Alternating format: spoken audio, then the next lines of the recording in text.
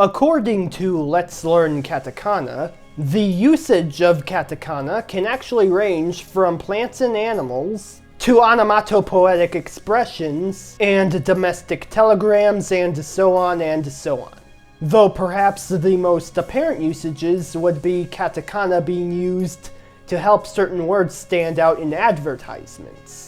This seems to be the case because katakana is a lot more simpler to write than kanji, and because it's less familiar than both hiragana and kanji, that it would stand out a lot more in advertisements due to using words that aren't familiar in the Nihongo language. The range of katakana can range from shop names, brand names, designers' names, shops, recipes, commercials, and are even used for scientific and technical terms. When it comes to foreign languages being adopted into Nihongo, they will generally be assigned to one of two categories: loan words and foreign words.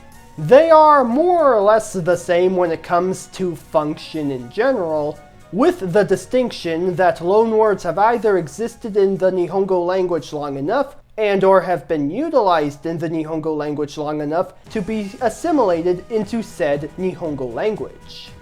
The history of katakana was that while hiragana was being utilized as the base of the Japanese writing system, katakana was being utilized to adopt the Chinese language. That's because when Nihongo was developing in its early stages, kanji and hiragana existed, but there didn't yet exist a means of pronouncing the more complicated Chinese characters. That's where katakana was introduced to help out with foreign words. Later on, of course, katakana was adopted to handle many other languages that weren't just Chinese. Ironically, the use of katakana nowadays is more tailored toward Western languages such as English rather than Chinese. Though funny enough, the earliest languages to be adopted were not English, but rather Portuguese and Dutch. However, English has perhaps become one of the most adopted languages when it comes to Nihongo, to the point that when you're indulging in Japanese media, or media localized in Japanese, you're bound to find the occasional English word here and there. At least I believe that's the reason why there's the occasional English in Japanese media. It isn't really a full Japanese localization, as some strings remain in English. But do you know why? It turns out that it's a long-lived tradition to keep the English text in Japanese releases because, as this interesting article states, when a Japanese localization features no English texts at all, it feels very weird and awkward. A sound theory, you have to admit.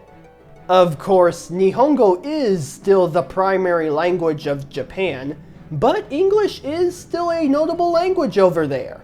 It's even taught in schools where most of the teachers are native English speakers. That's all I can say about katakana here. Good luck on your quest to learn Nihongo if you choose to pursue it.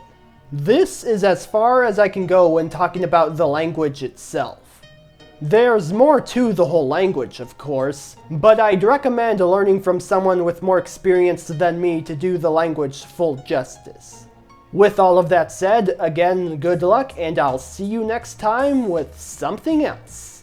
Have a good day, and bye!